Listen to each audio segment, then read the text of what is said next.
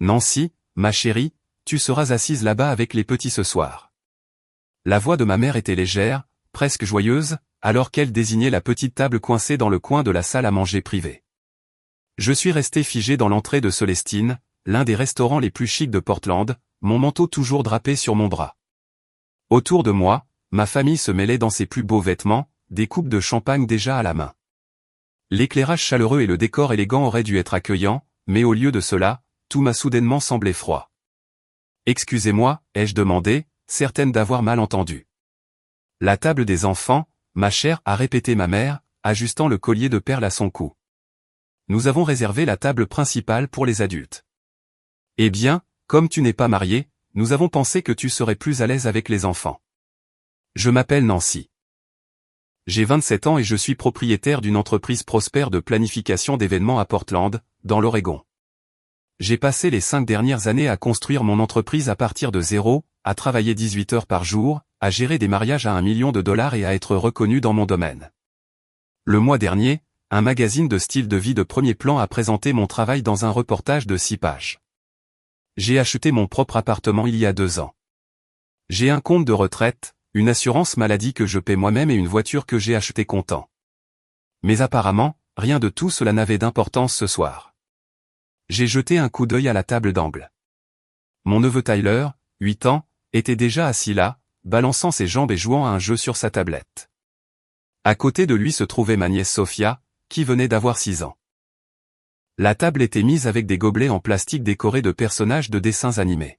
« Maman, j'ai 27 ans » ai-je dit, gardant une voix calme malgré la chaleur qui montait dans ma poitrine. « Je ne suis pas une enfant. »« Oh, ne sois pas si sensible. » Mon père est intervenu, s'approchant avec un verre de scotch. « Ce n'est qu'un dîner. De plus, les enfants t'adorent. Tu vas t'amuser. » J'ai regardé par-dessus la table principale, élégamment dressée avec du linge blanc, des verres en cristal et des bougies scintillantes. Mon frère aîné Daniel était assis là avec sa femme Courtney, tous deux ayant l'air satisfaits et à l'aise. Ma sœur Bethany était déjà assise avec son mari, Greg, riant à quelque chose que quelqu'un avait dit. Même ma cousine Angela, qui s'était mariée il y a à peine 6 mois, avait une place à la table des adultes avec son nouveau mari. Mais pas moi. C'est ridicule, ai-je dit doucement. Qu'est-ce que tu as dit ? A demandé ma mère, son sourire se crispant. Rien. Je me suis forcé à sourire en retour. Où dois-je mettre mon manteau ? Alors que je me dirigeais vers le vestiaire, mon téléphone a vibré dans mon sac à main. Je l'ai sorti et j'ai vu un message de ma partenaire commerciale, Kelsey. Comment se passe le dîner de famille ? J'espère qu'il te traite enfin comme la patronne que tu es. J'ai failli éclater de rire face à l'ironie. L'hôtesse a pris mon manteau et je suis retourné dans la salle à manger privée. La table des enfants semblait rétrécir à chaque pas que je faisais vers elle. Tyler a levé les yeux de sa tablette et a souri. « Tante Nancy, tu es assise avec nous ? » On dirait bien, mon pote, ai-je dit en ébouriffant ses cheveux alors que je me glissais dans la chaise de taille enfant. Mes genoux ont presque touché le dessous de la table. De là où j'étais assise, j'avais une vue parfaite sur la table principale. Daniel tenait la cour, racontant une histoire sur un client de son cabinet comptable. Tout le monde a ri au signal. Bethany a ajouté une anecdote sur le récital de ballet de sa fille. Ma mère les regardait tous les deux, son visage rayonnant de fierté. Je me suis souvenu de cette expression. Elle avait l'habitude de me regarder comme ça quand j'étais plus jeune. Avant que je choisisse une voie professionnelle qu'elle ne comprenait pas, avant que je donne la priorité à mon entreprise plutôt qu'à la recherche d'un mari. « Tu vas bien, tante Nancy ?» a demandé Sophia, tirant sur ma manche. « Tu as l'air triste. »« Je vais bien, ma chérie » ai-je menti, tournant mon attention vers elle. « Parle-moi de l'école. » Alors que Sophia se lançait dans une histoire sur le hamster de compagnie de son professeur, j'ai senti mon téléphone vibrer à nouveau. Un autre message de Kelsey. PS, le contrat du mariage Tornon est arrivé. Le plus gros client à ce jour. On devrait fêter ça demain. Le mariage Tornon. 350 invités, un lieu au bord de l'eau, un budget de $4 millions. C'était le genre d'événement qui cimenterait la réputation de mon entreprise pour les années à venir. J'avais passé des mois à courtiser ce client, à perfectionner la proposition, à négocier chaque détail. Mais ce soir, j'étais assise à la table des enfants parce que je n'avais pas de bague au doigt. Un serveur s'est approché et m'a tendu un menu en plastique avec des images dessus. Pour la jeune fille, a-t-il dit avec un sourire condescendant. J'ai regardé le menu, bâtonnet de poulet, macaroni au fromage, une assiette de hot-dog. À la table des adultes, on leur présentait des menus à reliure cuir avec du filet mignon, du saumon poêlé et de l'agneau en croûte d'herbe. Quelque chose à l'intérieur de moi s'est figé. J'ai regardé autour de la table ma famille, riant et parlant. Pas un seul d'entre eux ne jetait un coup d'œil dans ma direction, pas un seul d'entre eux ne pensait qu'il y avait quelque chose d'anormal dans cette image. J'avais fait 2 heures de route pour être ici.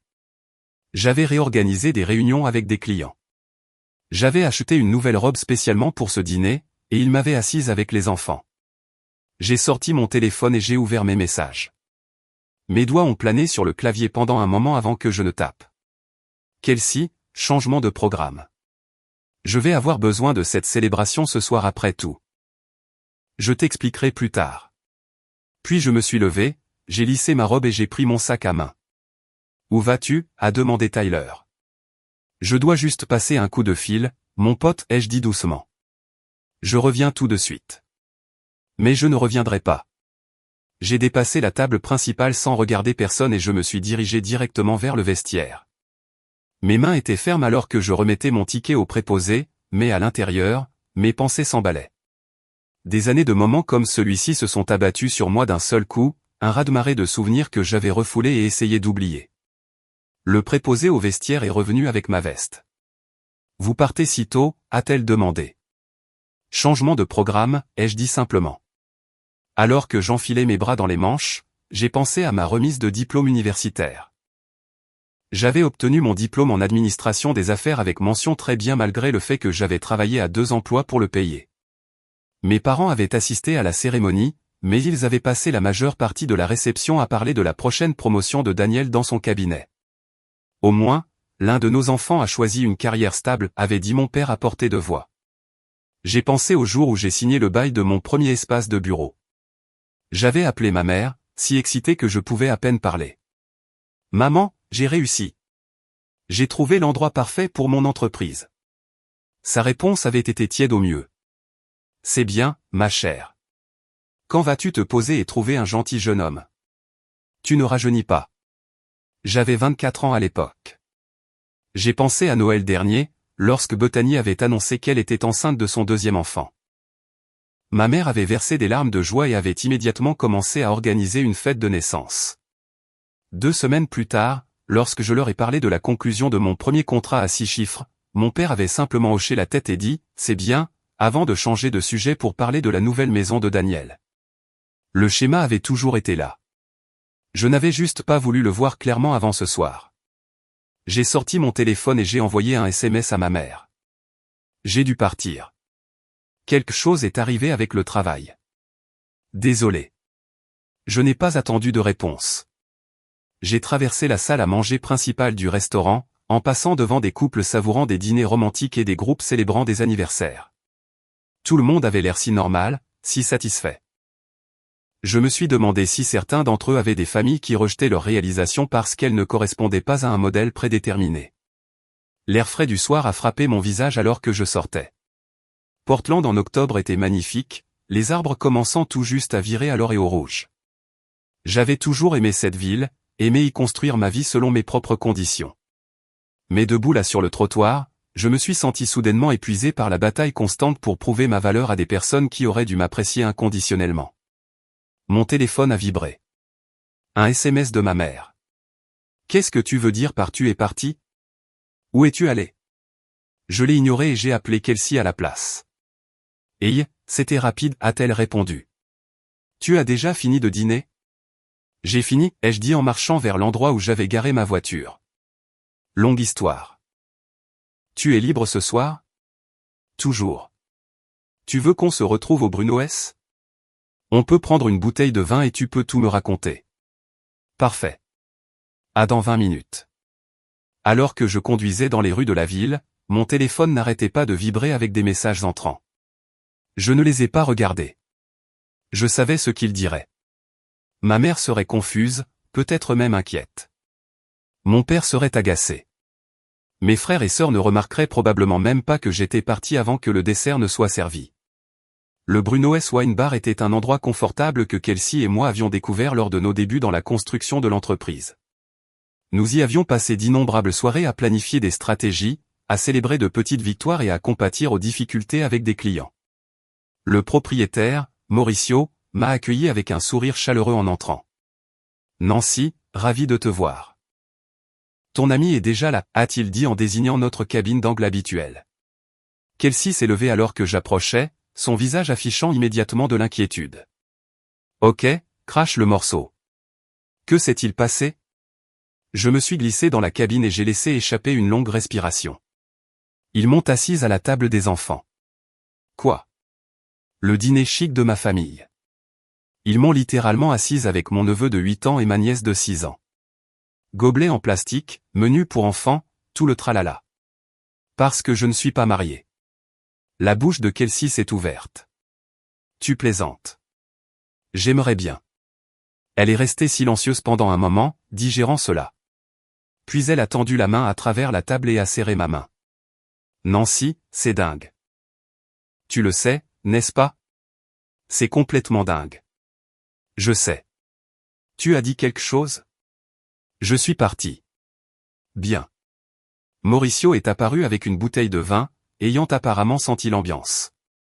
Offert par la maison, mesdames. Vous avez toutes les deux l'air d'en avoir besoin.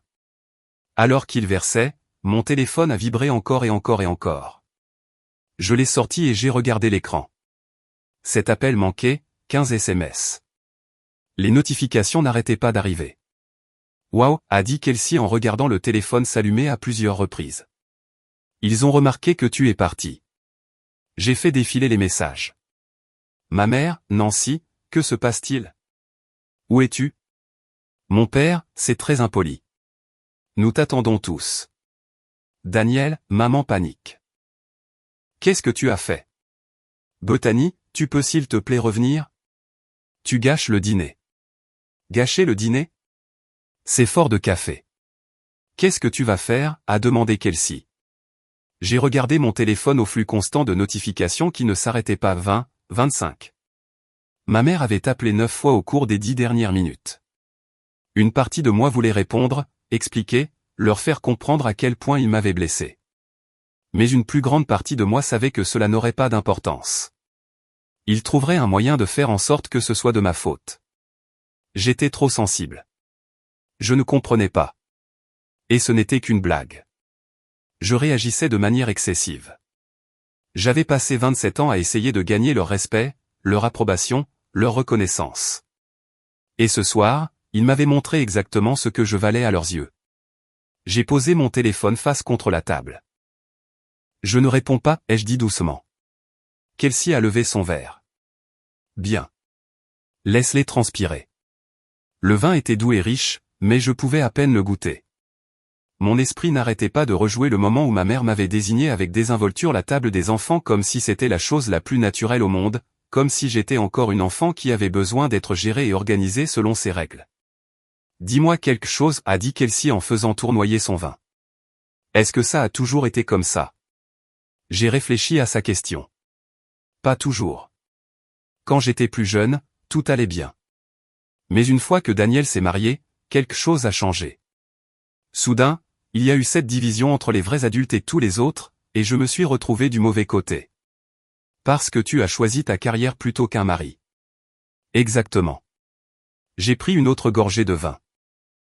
Ce n'est pas comme si j'étais contre le mariage. Je ne vais tout simplement pas me contenter de quelqu'un qui ne respecte pas ce que j'ai construit. Mon entreprise est importante pour moi. C'est la mienne. Je l'ai créée à partir de rien. Et tu es incroyable dans ce domaine. Kelsey a ajouté, Nancy, tu as construit quelque chose d'incroyable. Nous avons augmenté de 30% cette année seulement. Nous avons une liste d'attente de clients. Tu as 27 ans et tu diriges une entreprise florissante. Ce n'est pas rien. Essaie de dire ça à mes parents. Mon téléphone a vibré à nouveau. Je l'ai regardé malgré moi. Un SMS de ma mère. Nancy Catherine, c'est inacceptable. Appelle-moi immédiatement. L'utilisation de mon deuxième prénom m'a fait sourire amèrement.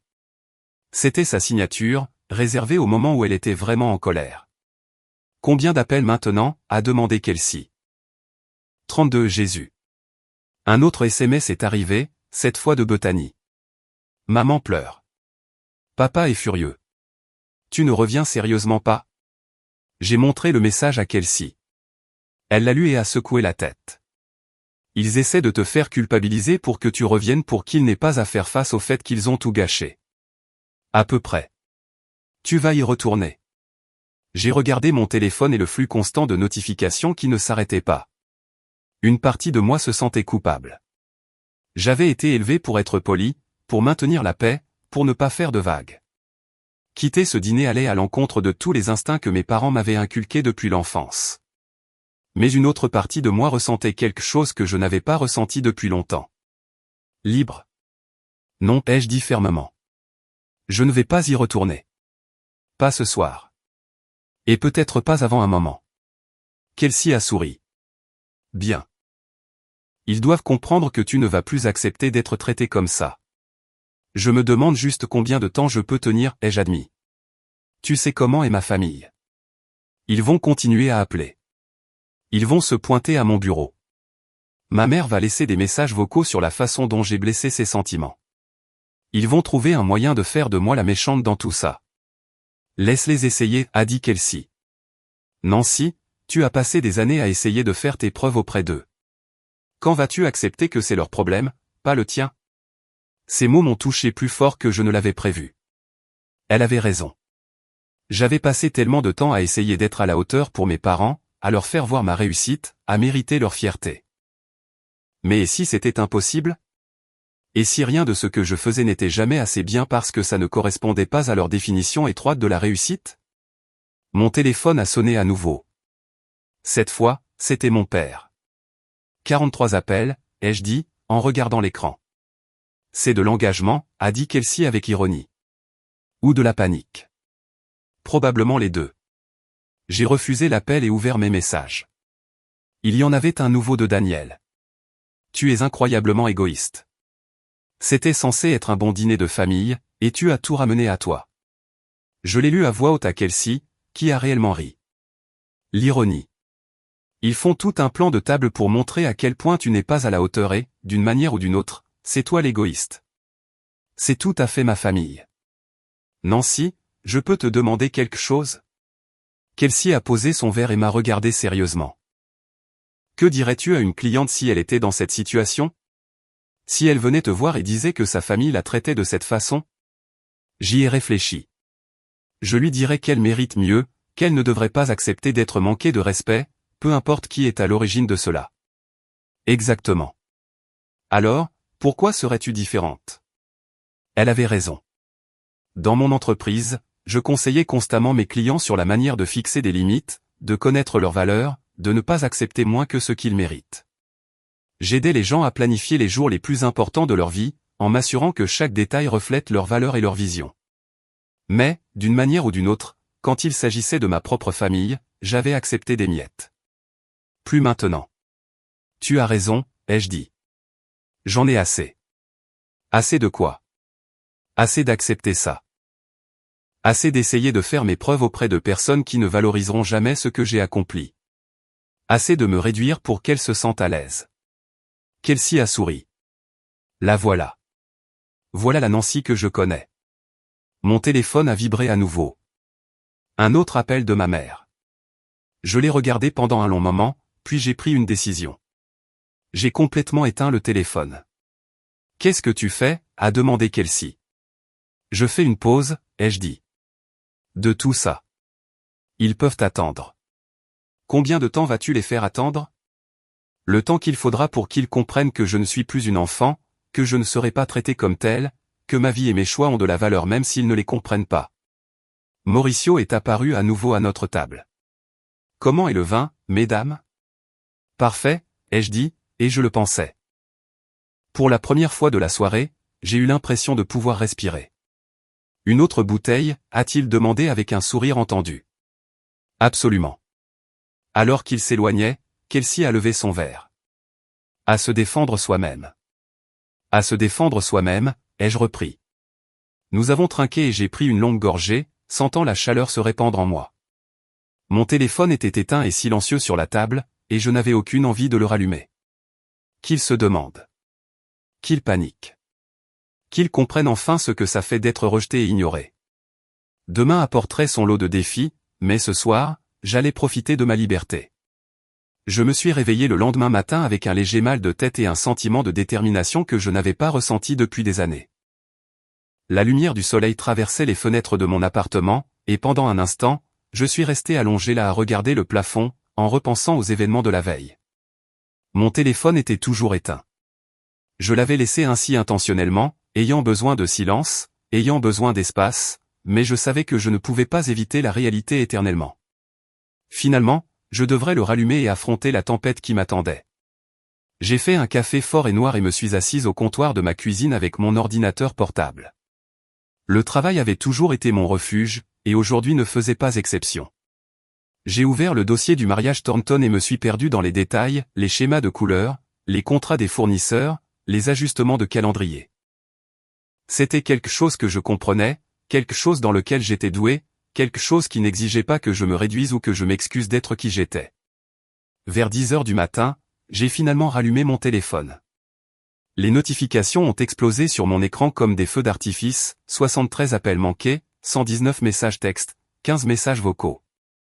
Ma batterie était morte à un moment donné pendant la nuit, ce qui signifiait que ceux-ci s'étaient accumulés pendant des heures. Je les ai parcourus, mon café devenant froid à côté de moi. Ma mère, Nancy, je ne comprends pas ce qui se passe. S'il te plaît, appelle-moi. Je suis très inquiète. Mon père, ce comportement est inacceptable. Tu dois des excuses à ta mère. Daniel, bravo pour avoir gâché le dîner de tout le monde. Très mature. Bethany, je n'arrive pas à croire que tu sois partie comme ça. Maman a pleuré toute la nuit. Et puis, enfoui au milieu de toute la colère et des tentatives de culpabilisation, il y avait un message qui m'a fait m'arrêter. Il venait de ma tante Hélène, la sœur de ma mère, envoyé vers minuit. Nancy, j'ai entendu ce qui s'est passé au dîner. Je veux juste que tu saches que je comprends pourquoi tu es parti. Ta mère m'a appelé bouleversé, mais quand elle m'a parlé du plan de table, je lui ai dit qu'elle avait tort. Tu es une adulte avec une carrière réussie. Tu ne méritais pas ça. Appelle-moi si tu as besoin de parler. J'ai regardé ce message pendant un long moment. Tante Hélène avait toujours été différente du reste de ma famille, plus indépendante, moins préoccupée par les apparences. Elle ne s'était jamais mariée, avait bâti une carrière en tant que photographe indépendante et avait parcouru le monde à sa guise. Ma mère parlait souvent d'elle avec un mélange d'admiration et de pitié, comme si la vie d'Hélène était en quelque sorte incomplète sans mari ni enfant. J'ai enregistré son message et j'ai continué à faire défiler. Toujours la même chose de la part des autres, accusation, culpabilisation, colère. Personne ne semblait comprendre pourquoi j'étais parti. Ou peut-être qu'il comprenait, mais il s'en fichait. Puis j'ai vu le message le plus récent, envoyé il y a seulement 20 minutes. Il venait de ma mère, et le ton avait changé. Nancy, ton père et moi avons discuté de la situation. Nous pensons que tu as peut-être réagi de manière excessive, mais nous sommes prêts à l'oublier si tu t'excuses. Nous organisons un brunch dominical à la maison ce week-end. Tes frères et sœurs seront là. Nous attendons que tu viennes et que tu arranges les choses avec la famille. Je l'ai lu 3 fois, sentant ma mâchoire se serrer de plus en plus à chaque lecture. Ils s'attendaient à ce que je m'excuse. Ils pensaient que j'avais réagi de manière excessive. Ils étaient prêts à l'oublier, comme s'ils me faisaient une faveur immense. J'ai posé mon téléphone avec précaution, craignant que si je le tenais plus longtemps, je ne le jette à travers la pièce. Mon ordinateur portable a émis un signal sonore pour un appel vidéo entrant. C'était Kelsey. Bonjour, a-t-elle dit quand j'ai répondu.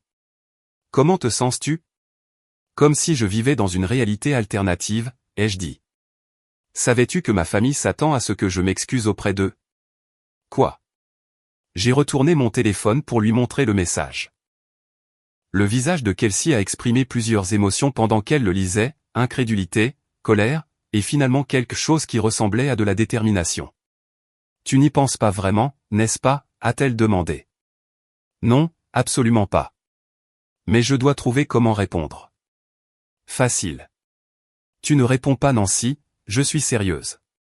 Tu as passé toute ta vie à répondre à leurs exigences, à sauter quand ils disaient de sauter, à essayer de gagner une approbation qu'ils ne te donneront jamais. Et si tu arrêtais simplement? Que tu arrêtais de répondre. Que tu arrêtais de jouer à leur jeu. Ils veulent que tu viennes au brunch dominical pour pouvoir te remettre à ta place, te faire t'excuser d'avoir des limites et réaffirmer leur contrôle. Et si tu ne venais tout simplement pas? J'y ai réfléchi. L'idée était à la fois terrifiante et exaltante. Ils vont devenir fous, ai-je dit. Bien. Laisse-les faire. Mais, Kelsey, quelle est la pire chose qui puisse arriver? Ils se mettent en colère. Ils le sont déjà. Ils arrêtent de te parler. D'après ce que tu m'as dit, cela pourrait être un soulagement. Ils te coupent de la famille, ma chérie.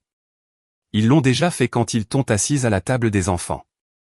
Ces mots m'ont frappé comme un coup physique parce qu'ils étaient vrais.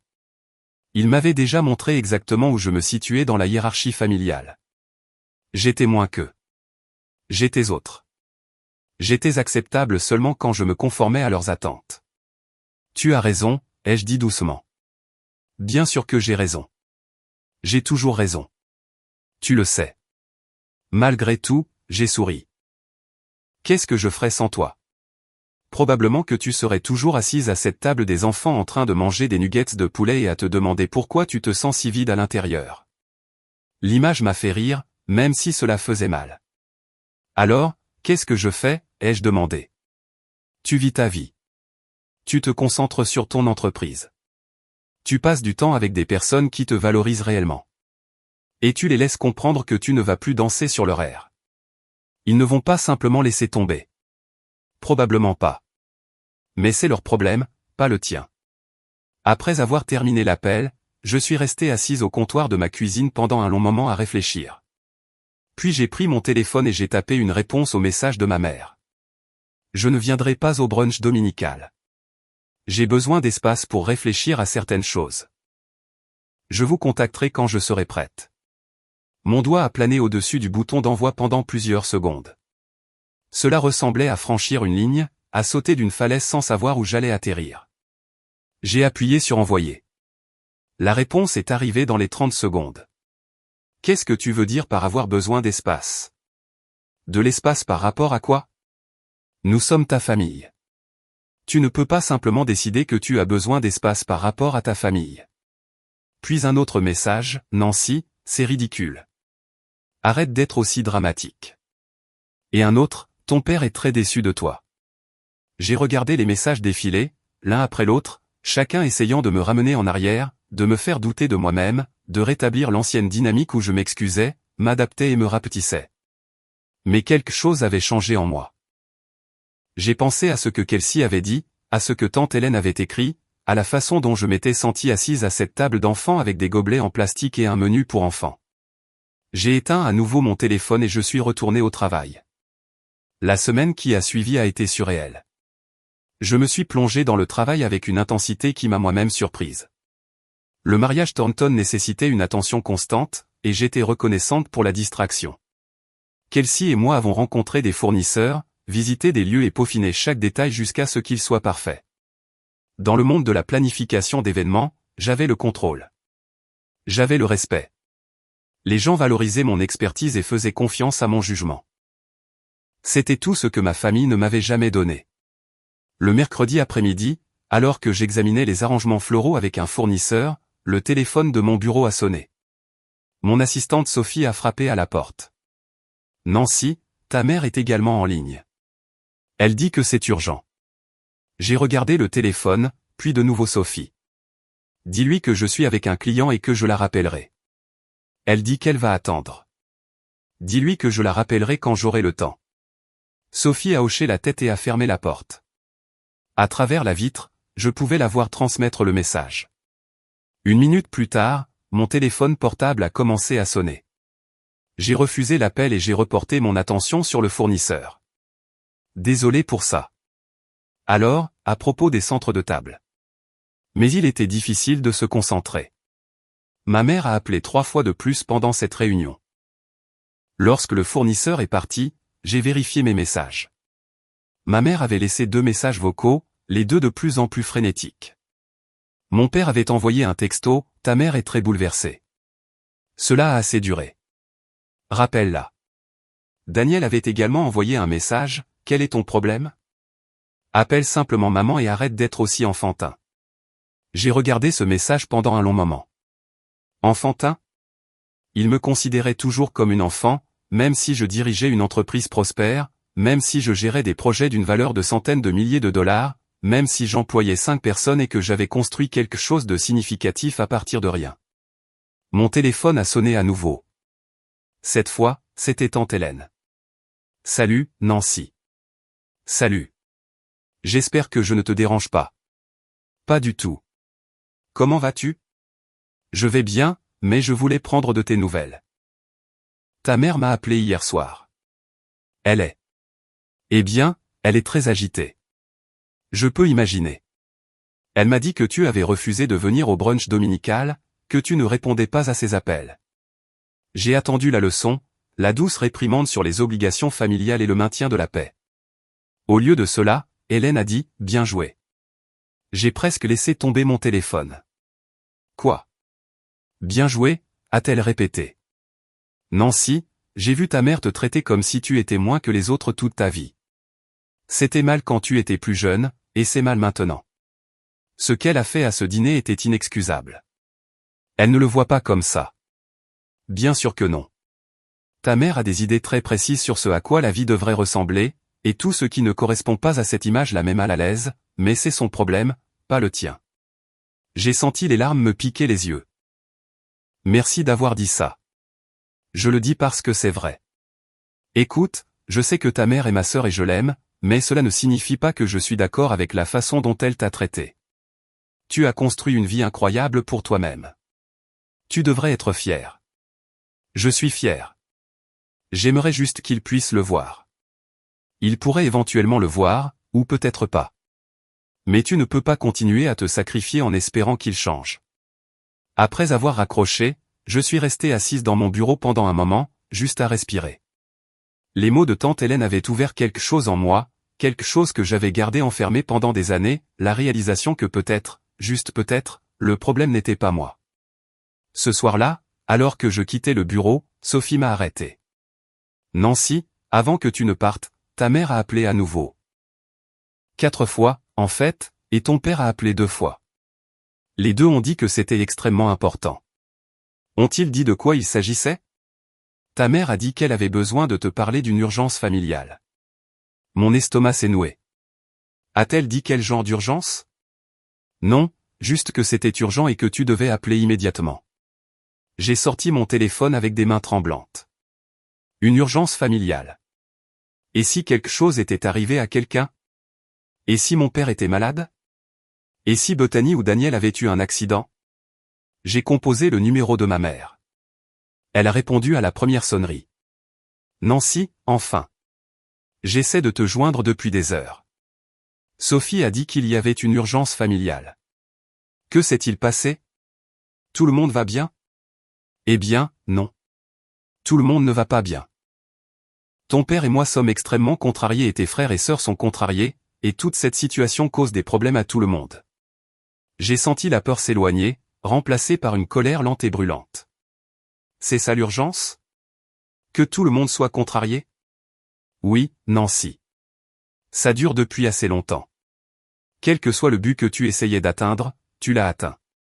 Maintenant, il est temps d'arrêter d'être difficile et de rentrer à la maison pour le brunch dimanche. Maman, je t'ai dit que j'avais besoin d'espace en ce moment. De l'espace? De l'espace par rapport à quoi? Nous sommes ta famille. Et franchement, je pense que tu es incroyablement égoïste. Sais-tu à quel point c'est embarrassant? Les gens posent des questions. Ils veulent savoir où tu étais au dîner, pourquoi tu es parti, pourquoi tu ne viens pas au brunch. Qu'est-ce que je suis censé leur dire? Que dirais-tu de la vérité, que tu m'as placé à la table des enfants, et que j'ai décidé que je méritais mieux? Il y a eu une inspiration forte. C'est de ça qu'il s'agit? De cet arrangement de table idiot? Nancy, tu es ridicule. Ce n'était pas personnel.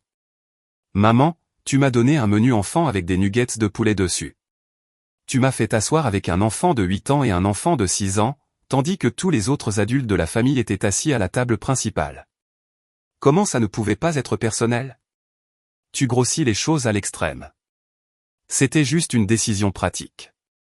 La table ne pouvait accueillir qu'un certain nombre de personnes. Et comme tu n'es pas marié, on a pensé que j'étais moins adulte que tout le monde. Ce n'est pas ce que j'ai dit, mais c'est ce que tu as compris.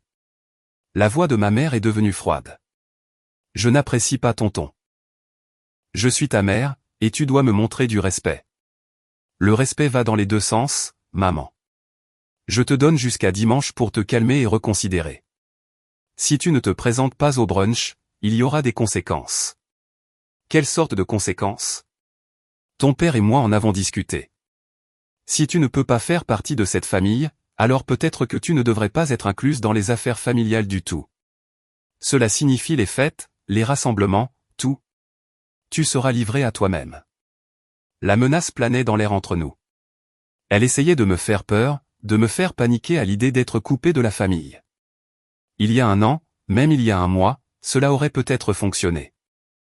Mais après m'être assise à cette table d'enfants, après une semaine d'appels incessants et de manipulations, après des années à me sentir inférieur, quelque chose à l'intérieur de moi avait changé.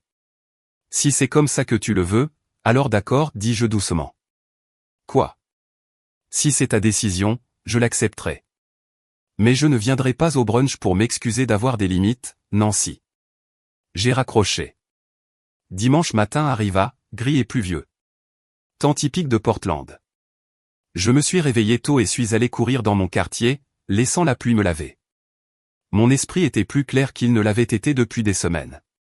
J'avais fait mon choix, et j'étais prête à vivre avec toutes les conséquences qui allaient suivre. Quand je suis rentré dans mon appartement, j'ai pris une douche et j'ai préparé le petit déjeuner. J'étais juste assise avec du café et des toasts quand mon téléphone a sonné. C'était Kelsey. « Et, tu n'es pas censé être au brunch en ce moment ?» a-t-elle demandé. Non. Je suis à la maison à regarder la pluie et à me sentir étonnamment paisible. Tu n'y es pas allé? Je n'y suis pas allé. Et comment tu te sens à ce sujet? Honnêtement, bien. Vraiment bien. C'est ma fille. Écoute, je sais qu'aujourd'hui pourrait être difficile, alors je voulais te faire savoir que je suis là si tu as besoin de quoi que ce soit. On pourrait déjeuner plus tard, ou je pourrais venir avec du vin et des fils nuls. Merci, Kel. Je te tiens au courant. Après avoir raccroché, je me suis installé sur mon canapé avec mon ordinateur portable pour travailler, mais j'ai eu du mal à me concentrer. Je n'arrêtais pas de me demander ce qui se passait chez mes parents. Étaient-ils assis autour de la table du brunch en ce moment en train de parler de moi? Mes frères et sœurs étaient-ils là, secouant la tête face à mon absence? Ma mère jouait elle la victime, racontant à tout le monde à quel point j'étais terrible? Vers midi, mon téléphone a commencé à sonner. D'abord Daniel, puis Bethany, puis mon père. Je les ai tous laissés aller à la messagerie vocale. Puis ma mère a appelé, et a rappelé, et a rappelé. J'ai mis mon téléphone en silencieux et l'ai posé face cachée sur la table basse. 2 heures plus tard, j'ai entendu frapper à ma porte. J'ai regardé par le Judas, et mon estomac s'est noué. Ma mère se tenait dans le couloir, son visage crispé de colère. Derrière elle se trouvait mon père, l'air sévère et mal à l'aise. J'ai pris une profonde inspiration et j'ai ouvert la porte. « Salut, maman. »« Papa. »« Nous devons parler, Nancy, » dit ma mère, en me dépassant pour entrer dans l'appartement. Mon père suivit, refermant la porte derrière lui. « Vous auriez pu appeler avant, dis-je. » J'ai appelé plusieurs fois. Tu n'as pas répondu. Je prenais un peu d'espace, comme j'ai dit que j'en avais besoin. Ça suffit, Nancy. Tu te comportes comme une enfant gâtée. La voix de mon père était dure. L'ironie de lui me traitant d'enfant ne m'a pas échappé. Je me comporte comme quelqu'un qui a des limites, dis-je calmement. Il y a une différence. Des limites? Ma mère a ri, mais il n'y avait aucun humour là-dedans. C'est ça que tu appelles manquer de respect à ta famille? Nous humilier devant tout le monde? Je vous ai manqué de respect? Maman, tu m'as assise à la table des enfants. Oh, pour l'amour du ciel. Nous en revenons à ça. Ce n'était qu'un arrangement de table. C'était un message. Un message très clair que tu ne me considères pas comme l'égal de mes frères et sœurs. Ce n'est pas vrai, n'est-ce pas? À quand remonte la dernière fois que tu m'as posé des questions sur mon entreprise? À quand remonte la dernière fois que tu as célébré l'une de mes réalisations comme tu célèbres tout ce que Daniel et Bethany font? Le visage de ma mère rougit. Nous sommes très fiers de toi. Non, vous ne l'êtes pas. Tu es déconcerté par moi. Tu es gêné que je ne sois pas marié. Tu aimerais que j'aie choisi une voie différente, une voie plus traditionnelle comme Bethany l'a fait. Mais je ne l'ai pas fait. Et cela ne rend pas ma vie moins précieuse. Nous n'avons jamais dit que ta vie était moins précieuse. Vous n'aviez pas besoin de le dire. Vous l'avez montré. Vous le montrez depuis des années. Mais j'étais trop occupé à essayer de gagner votre approbation pour le voir clairement. Mon père s'avança.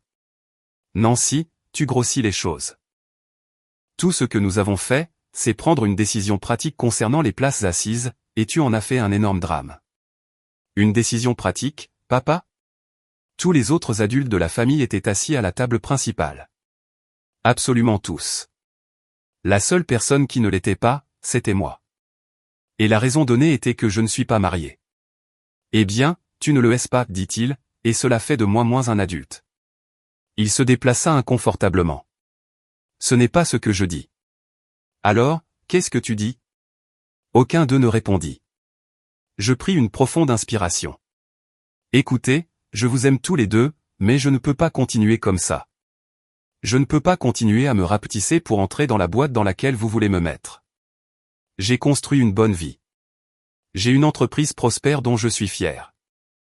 J'ai des amis qui me respectent et me soutiennent, et j'ai besoin d'une famille qui puisse faire de même. Nous te respectons, dit ma mère, mais sa voix manquait de conviction. Non, vous ne le faites pas. Si vous me respectiez, vous m'auriez assise à la table des adultes. Si vous me respectiez, vous ne vous attendriez pas à ce que je m'excuse d'avoir quitté une situation qui était humiliante.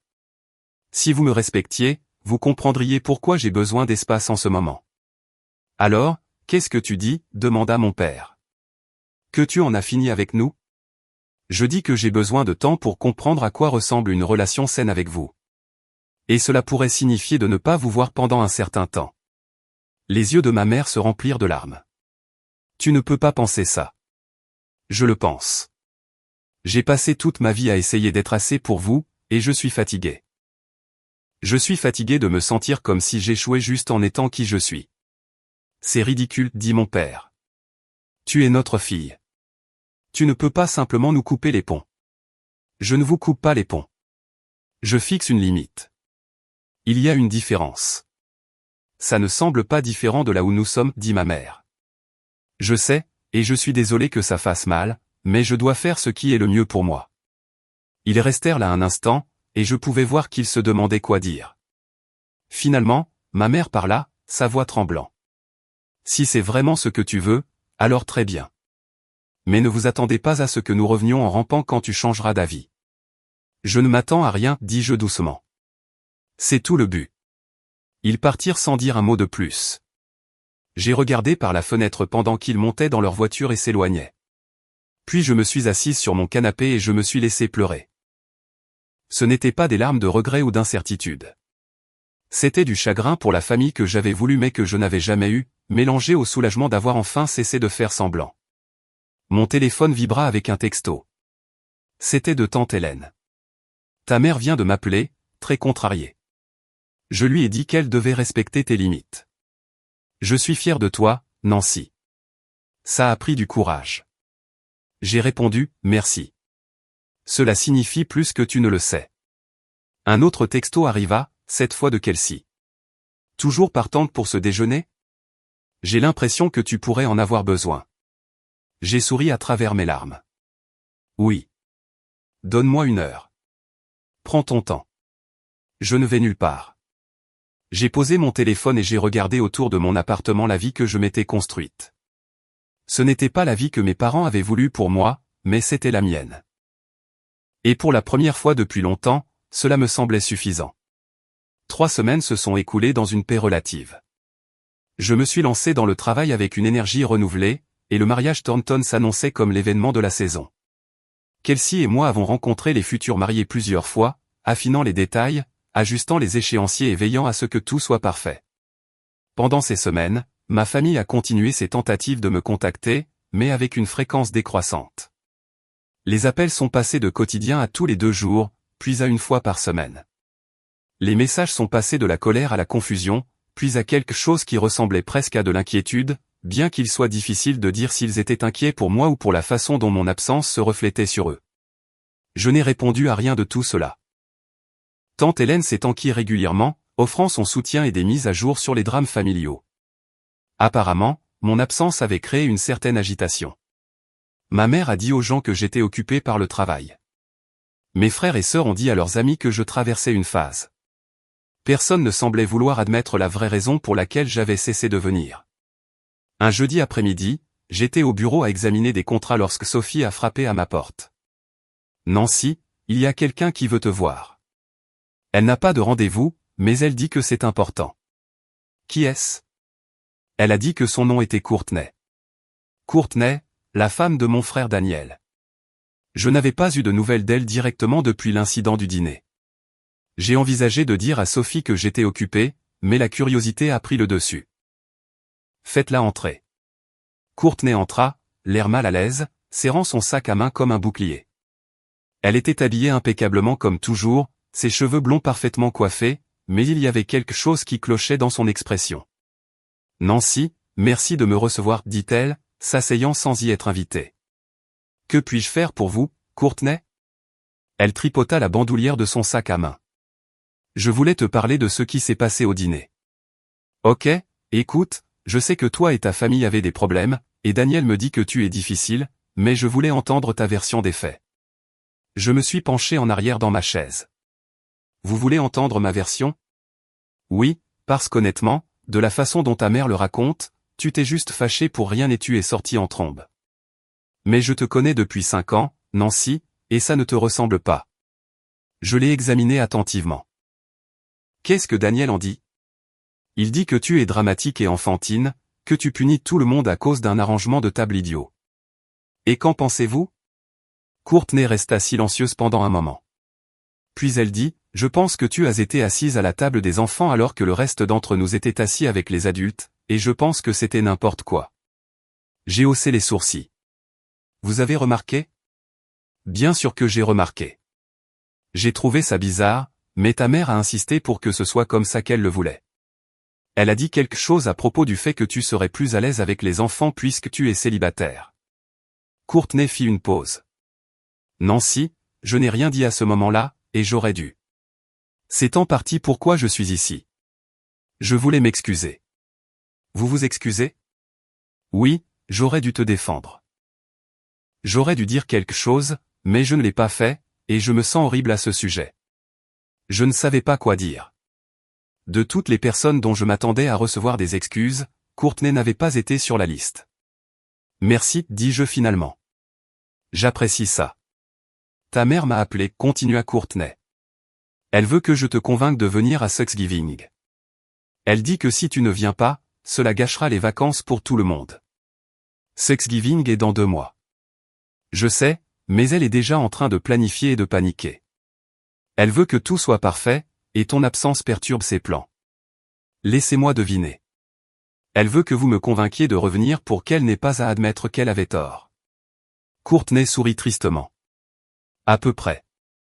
Mais Nancy, je ne suis pas ici pour te convaincre de quoi que ce soit. Je suis ici parce que je pense que tu mérites de savoir ce qui se passe vraiment. Que voulez-vous dire ? Ta mère appelle tout le monde, la famille, les amis, les parents éloignés, même les gens de son église. Elle leur raconte toute cette histoire sur la façon dont tu as abandonné la famille, comment tu es égoïste et blessante. Elle se présente comme la victime. J'ai senti une colère familière s'agiter. Bien sûr, elle le fait. Mais voici la chose. Tout le monde n'y croit pas. Ma propre mère m'a demandé ce qui s'était vraiment passé. Et quand je lui ai parlé de la table des enfants, elle a été horrifiée. Elle a dit que ta mère avait dépassé les bornes. Vraiment ? Oui. Et j'ai entendu des choses similaires d'autres personnes. Ta mère pense qu'elle a tout le monde de son côté, mais ce n'est pas le cas. Les gens commencent à poser des questions. C'était intéressant. J'avais supposé que ma famille allait se serrer les coudes, présenter un front uni et faire de moi le problème. L'idée que certaines personnes remettent en question le récit me procurait un petit sentiment de validation.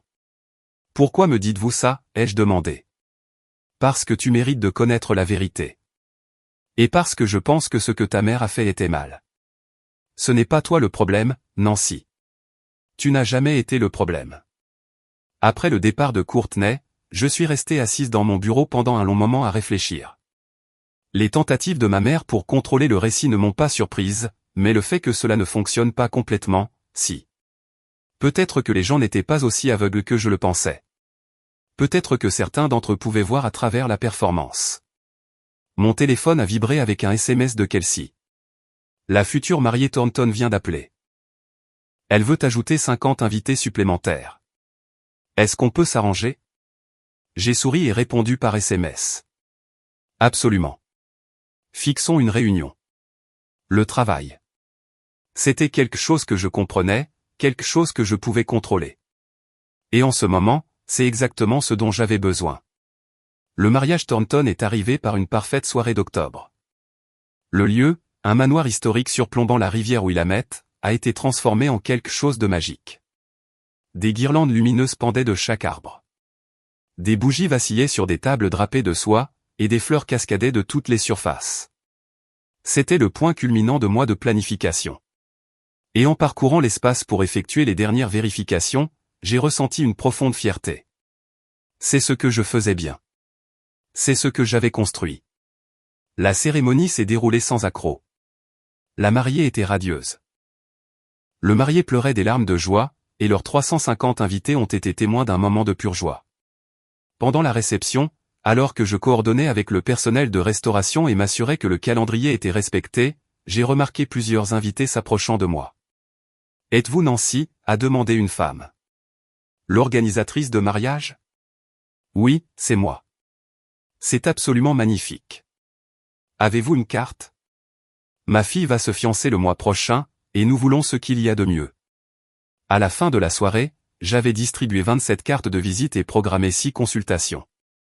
Kelsey rayonnait alors que nous emballions nos fournitures. Nancy, c'était incroyable. La mère de la mariée m'a dit que c'était le plus beau mariage auquel elle ait jamais assisté. Nous allons être complets pour l'année prochaine. Nous avons fait du bon travail, ai-je dit, épuisée, mais heureuse. Nous avons fait un excellent travail, et tu l'as fait tout en gérant tous ces drames familiaux. Je suis impressionné. En rentrant chez moi ce soir-là, je me suis sentie satisfaite comme je ne l'avais pas été depuis des années. Ma vie était la mienne. Mon succès était le mien. Et je n'avais besoin de la validation de personne pour connaître ma valeur. Le lendemain matin, je me suis réveillé avec mon téléphone qui sonnait. C'était un numéro inconnu, auquel je ne répondrais normalement pas, mais quelque chose m'a poussé à décrocher. Bonjour, Nancy. C'est Caroline Thornton, la mariée. Mon cœur a bondi. Caroline, salut. Tout va bien? Tout est parfait. Plus que parfait.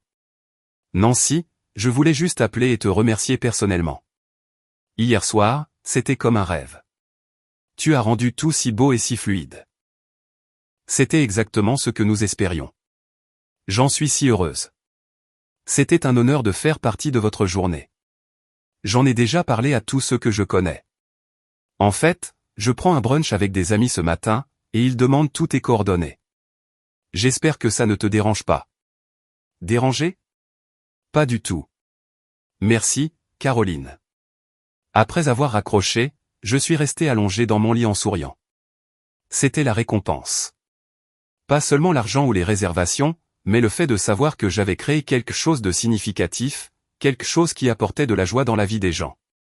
Mon téléphone a vibré avec un SMS. Il provenait d'un numéro que je ne reconnaissais pas. Bonjour, Nancy. C'est Patricia Thornton, la mère de Caroline. Je voulais vous contacter pour l'organisation du mariage de ma plus jeune fille.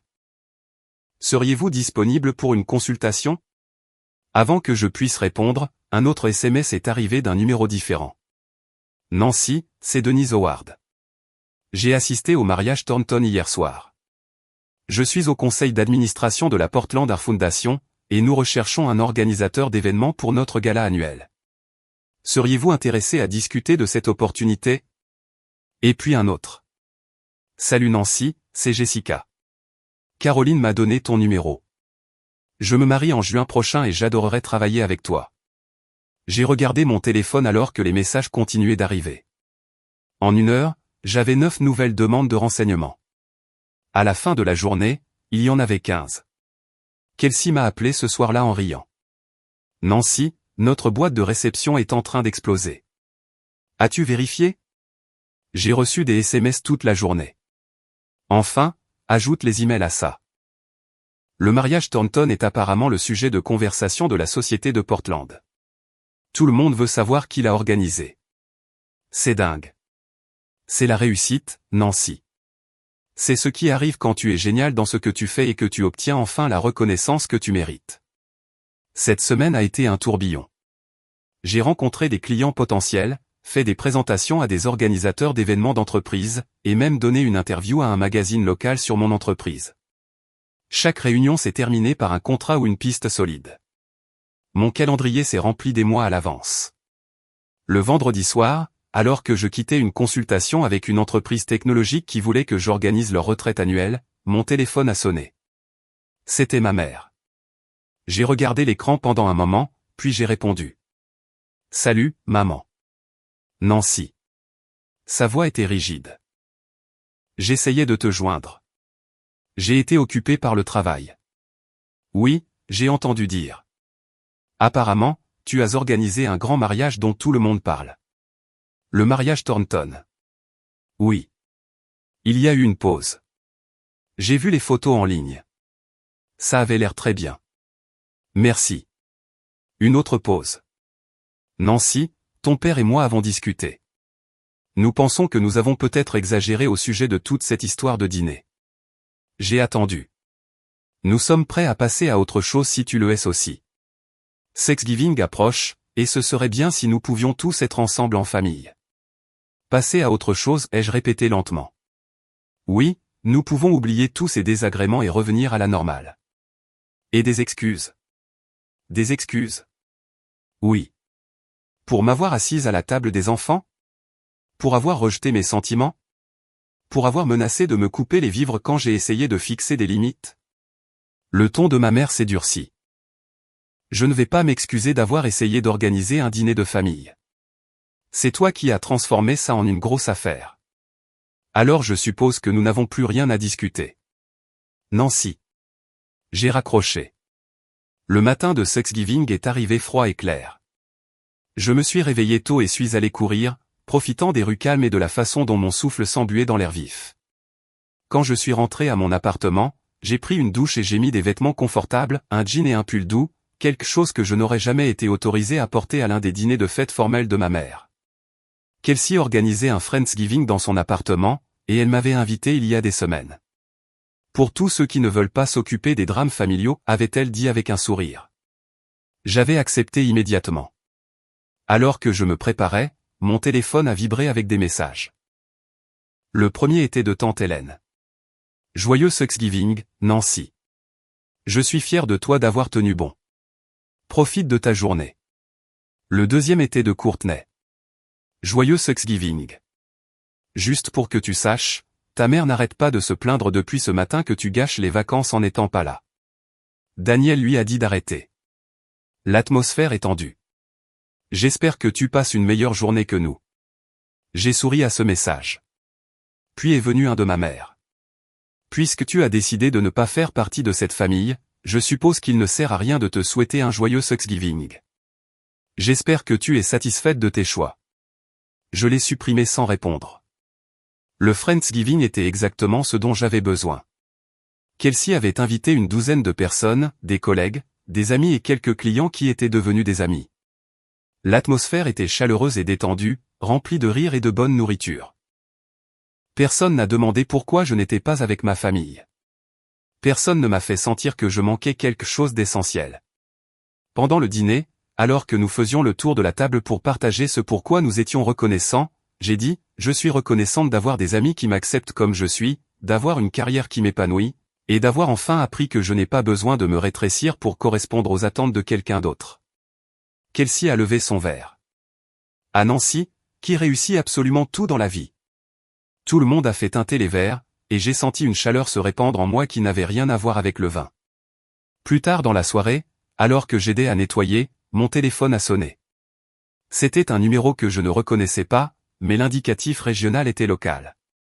Bonjour, Nancy. C'est Gregory Thornton, le père de Caroline. Monsieur Thornton, bonjour. Comment allez-vous? Je vais merveilleusement bien, grâce à vous. Écoutez, je vous appelle parce que je veux vous offrir une opportunité. Je suis au conseil d'administration de plusieurs entreprises ici à Portland, et nous sommes toujours à la recherche d'organisateurs d'événements de premier plan pour les fonctions d'entreprise. Votre travail au mariage de ma fille a été exceptionnel. J'aimerais vous faire présenter plusieurs événements à venir. Nous parlons de contrats importants. Mon cœur s'est emballé. Je serais très intéressé par cela. Excellent. Je demanderai à mon assistante de vous contacter pour fixer une réunion. Nancy, vous allez très bien réussir dans la ville. Croyez-moi sur parole. Après avoir raccroché, je suis resté là dans la cuisine de Kelsey, le téléphone à la main, essayant de comprendre ce qui venait de se passer. Bonne nouvelle, a demandé Kelsey, remarquant mon expression. Nouvelle potentiellement déterminante. J'ai expliqué l'appel de Gregory Thornton. Kelsey a couiné et m'a serré dans ses bras. Nancy, c'est énorme. Les événements d'entreprise, c'est là où il y a vraiment de l'argent. Je sais. Ta famille n'a aucune idée de ce qu'elle rate, n'est-ce pas? Pas la moindre idée. Les quelques semaines suivantes ont été transformatrices. J'ai rencontré Gregory Thornton et ses associés, présenté des propositions et décroché 3 contrats majeurs avec des entreprises. Mon entreprise a connu une croissance exponentielle. J'ai embauché 2 employés supplémentaires et j'ai commencé à chercher un espace de bureau plus grand.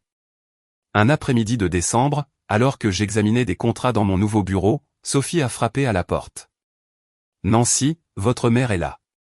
Dois-je la faire entrer? Ma mère ici? J'ai pris une inspiration. Oui, faites-la entrer.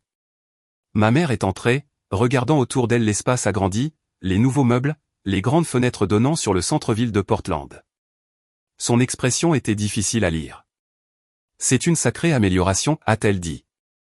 Les affaires ont été bonnes. Oui, j'ai entendu dire. Elle s'est assise sans être invitée.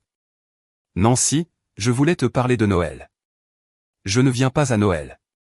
Maman, je m'en doutais, mais je voulais que tu saches que ton absence affecte toute la famille. Les enfants de tes frères et sœurs n'arrêtent pas de demander où est tante Nancy. Daniel et Bethany sont contrariés. Ton père ne parle presque plus. Et à qui la faute? La mâchoire de ma mère s'est crispée. Tu es très égoïste. Non, je suis saine. Il y a une différence. Vous jetez votre famille à cause d'un petit incident. Ce n'était pas un petit incident, maman. C'était des années à être traité comme si je ne comptais pas parce que je ne correspondais pas à votre idéal. Le dîner était juste le moment où je l'ai finalement vu clairement. Alors c'est tout? Tu en as juste fini avec nous. J'en ai fini d'accepter moins que ce que je mérite. Si vous ne pouvez pas me respecter, moi et mes choix, alors oui, j'en ai fini. Ma mère s'est levée. Tu vas le regretter, a-t-elle dit, peut-être, mais j'en doute. Elle est partie sans dire un mot de plus.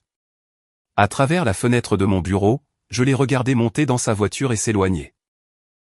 Puis je me suis retourné vers mon bureau, vers les contrats et les propositions et les plans pour mon entreprise en pleine croissance. Mon téléphone a vibré. Un SMS de Kelsey. Brunch demain pour fêter tes nouveaux contrats. J'ai souri et répondu par SMS, absolument. Dans les mois qui ont suivi, mes parents ont fait quelques tentatives supplémentaires pour me contacter, chacune moins énergique que la précédente. Quand je n'ai pas répondu, ils ont fini par arrêter d'essayer. Mes frères et sœurs ont fait de même, décidant apparemment qu'il était plus important de maintenir leur relation avec nos parents que d'en maintenir une avec moi. J'ai appris par tante Hélène que ma mère disait aux gens que j'étais devenu trop prospère pour me soucier de la famille, toujours incapable de voir l'ironie de cette déclaration. Daniel et Courtney ont divorcé 8 mois plus tard. Courtney m'a contacté pour me dire qu'elle s'était enfin opposée aux attentes irréalistes de la famille. Et elle m'a remercié de lui avoir montré que c'était possible. Le mariage de Betty s'est tendu alors qu'elle luttait sous le poids d'être la seule enfant parfaite restante pour répondre aux attentes de nos parents. Les tentatives de ma mère pour contrôler tous les aspects de sa vie ont finalement conduit à une querelle qui ressemblait à la mienne, bien que Bethany ait finalement réintégré le troupeau après s'être excusée.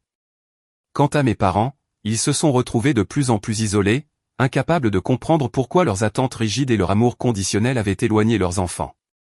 Assise dans mon bureau un après-midi de printemps, regardant la ville dans laquelle j'avais construit ma vie, j'ai pensé à cette nuit à la table des enfants. Cela avait semblé être la fin de tout à l'époque, mais il s'est avéré que c'était le début de la connaissance de ma valeur, du refus d'accepter moins, de la construction d'une vie qui était vraiment la mienne. J'avais perdu une famille, mais j'avais gagné quelque chose de plus précieux, moi-même. Et là, dans mon propre espace, entouré du succès que j'avais créé, je savais que j'avais fait le bon choix. Parfois, la meilleure vengeance consiste simplement à refuser de se rétrécir pour des personnes qui ne vous apprécieront jamais de toute façon.